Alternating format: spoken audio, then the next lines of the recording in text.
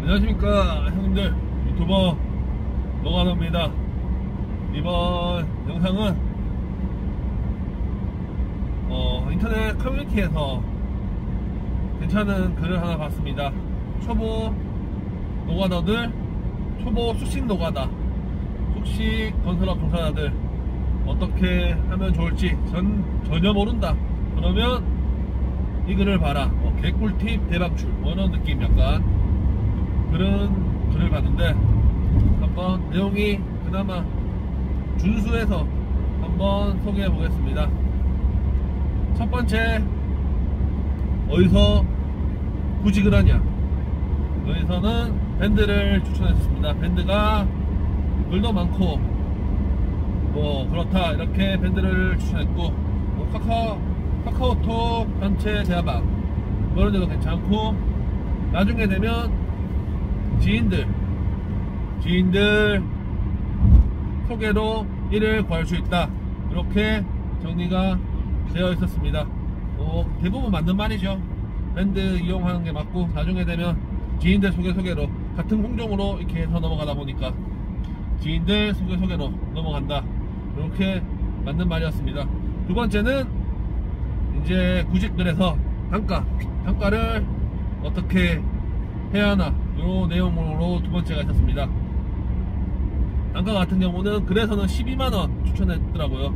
12만원 추천했는데 13만원도 괜찮습니다. 요새는 13만원도 괜찮고 그렇다. 14개도 간혹가다 보이긴 하는 것 같더라고요. 14개도 이렇게 적혀 있었고, 글 내용상으로는 이제 보통 단가들보다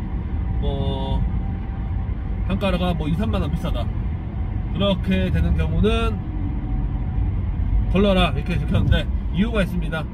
동바리, 철근, 이렇게 등등등 해서 조금 깊이 되는 것들, 춥고 힘들고 그런 공정이 많다, 이런 내용이었고, 간혹가다 일단 그런 공정이 아니더라도 간혹가다가 하나씩 보이는데 밥을 새끼 안 준다든가 숙소비가 없다든가 출퇴근이든가 그런 글이라고 한번 잘 살펴보라는 내용의 글이었습니다.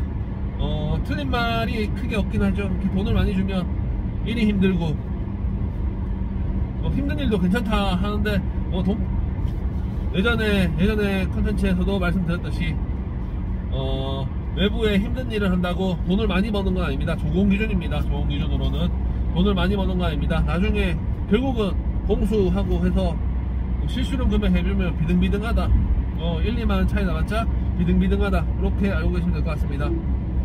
그래서 단가 같은 경우는 평균 정도 수준에서 선택해서 가라, 이런 내용이었습니다. 그리고 너무 낮은 거는 쳐다도 보지 말라고, 그렇게 적혀 있었습니다. 그 다음은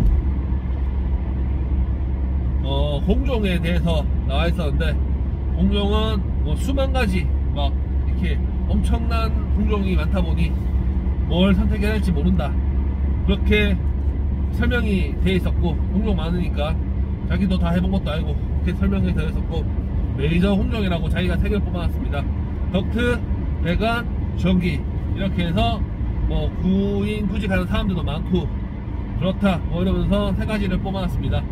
3개 다 괜찮은, 일단 3개 다 나중에 벽안에서 들어가서 하는 설비, 전기 설비이기도 하니까 설비 공종이고, 그리고 지붕 있고 따뜻한 데서 일하는 공종 맞기도 맞고, 그 다음에 업체들도 제법 큰 업체들 들어와서 일하는 데다 보니 3가지 추천하신 것 같습니다.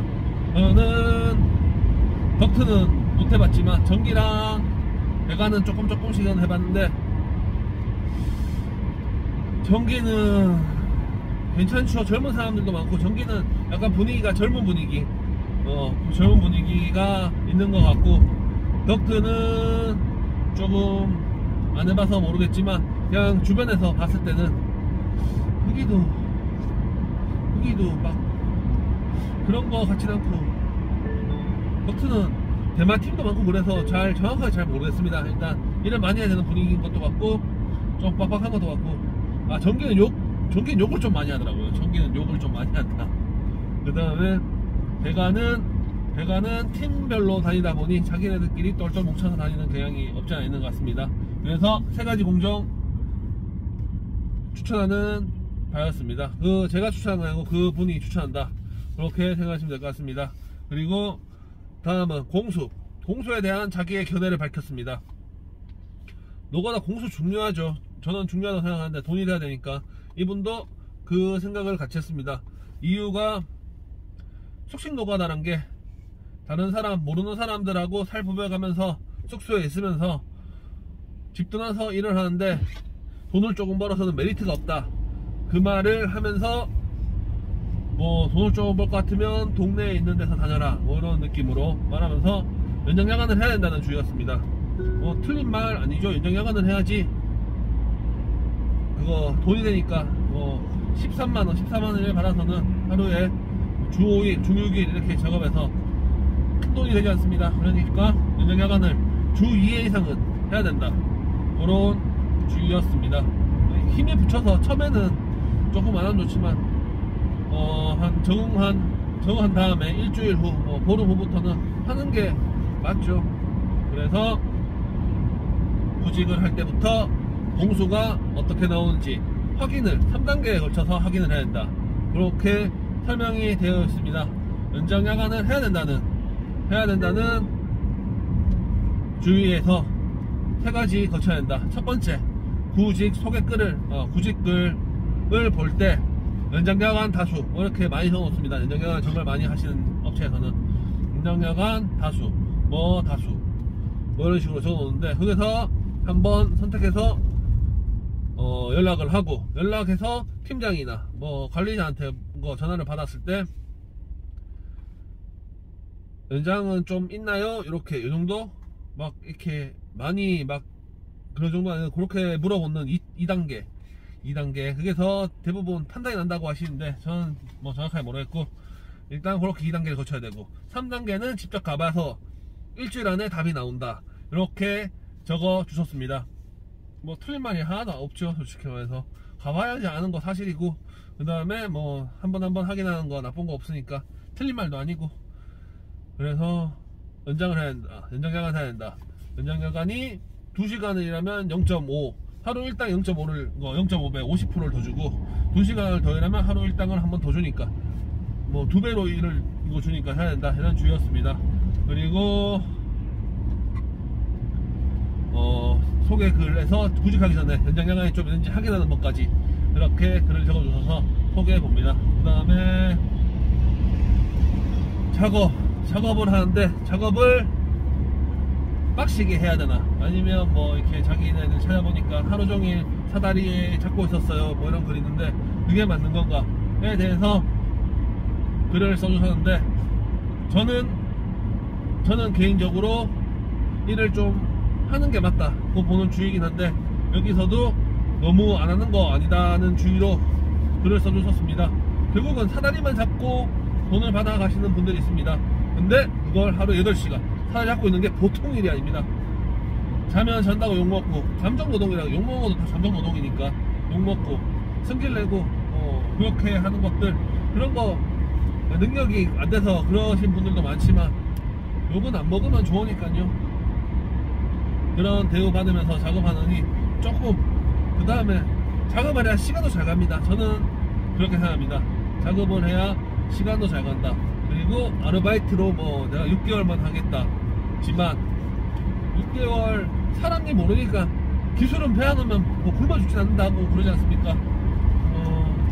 덕트나 전기나 배관이나, 결국은 제가 봤을 때 지금 새로 시작하시는 분들이 오더라도 결국은 사람이 할 일이기 때문에 점점 자동화가 되겠지만, 그래도 결국은 사람이 필요하기 때문에 배워놓으면 5분 세대가 늙기, 은퇴하기 전까지는 한 번쯤 다시 쓸 수도, 안 쓰면 좋지만, 뭐 성공하다고 안 쓰면 좋지만 쓸 수도 있지 않을까.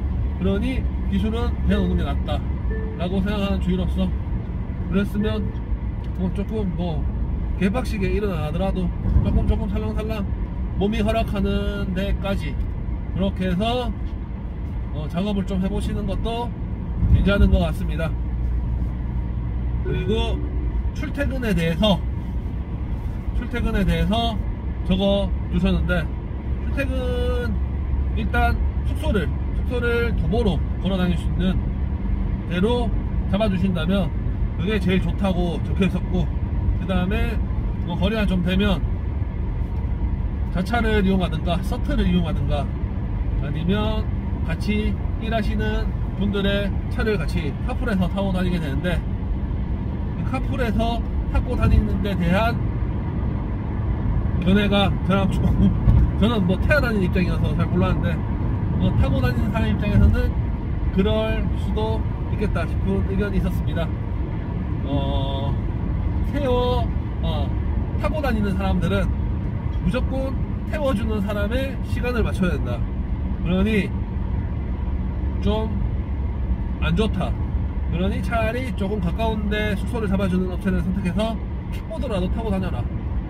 그런 의견이 있었습니다. 의견이 다양하니까 나쁜 의견은 없다, 그런 주의이기 때문에 당연히 맞는 말씀이시죠. 가까우면 가까울수록 좋습니다. 숙소는 가까운 게 최고다. 차를 안 끌면 확실히 아침에 더 잡니다. 아침에 더 자는 걸 굉장히 중요시하는 사람으로서 아침에 더 잘 수 있습니다. 그런 의미에서 킥보드로 타고 다닐 수 있는 가까운 숙소 있는 데가 1순위가 되는 건 당연하고 맞는 말인 것 같습니다. 하여튼 그렇게까지 글이 있었는데, 뭐 주변에 같이 일하시는 분들하고 막 선을 넘으면 싸워야 되나요? 이런 글도 있고 뭐 이것저것 있긴 있었지만, 그런 거는 차치하고 그렇게 안내 드리겠습니다. 예전에 말씀드린 게 있었어요. 그거 어디냐, 공종이 뭐가 가장 좋나요? 저는 말씀드린 게, 일단 우선에 그런 거 생각하시는 틈에 한번 가보고 판단하는 게 나쁘지 않다, 그렇게 말씀드렸는데, 누구나도 용기 내서 가보시면 나한테 맞는, 내한테 좋은 그런 데가 있지 않을까 싶습니다.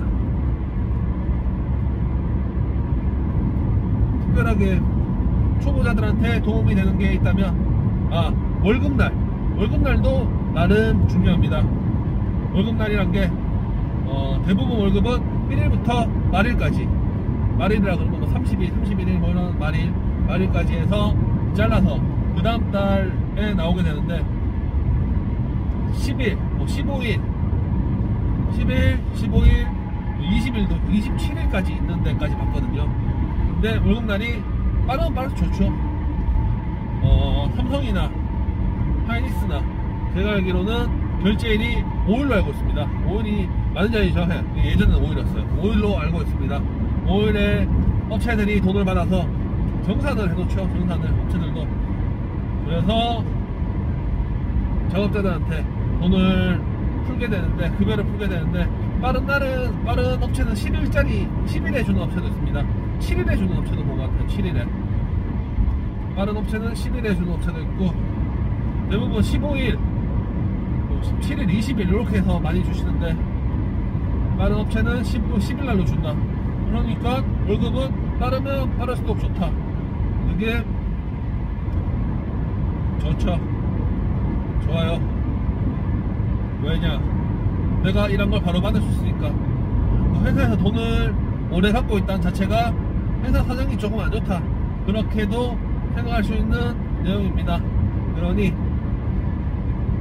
차 하실 때 월급날 언제인지 확인하시고 가서도 튼튼한 회사인지 아닌지, 간혹 가다가 회사들이, 간혹입니다. 간혹 가다가 결제가 뭐 안 되는지 월급이 연체될 때가 한 번씩 있더라고요. 반도체 내에서도 그런 업체들이 있습니다. 그러니 한번 잘 생각해 보시고 가시는 게 좋을 것 같습니다.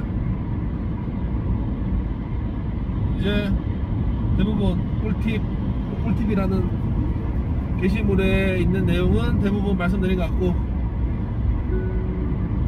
여기까지 15년차 현직 노가다 유튜버 노가다였습니다. 감사합니다.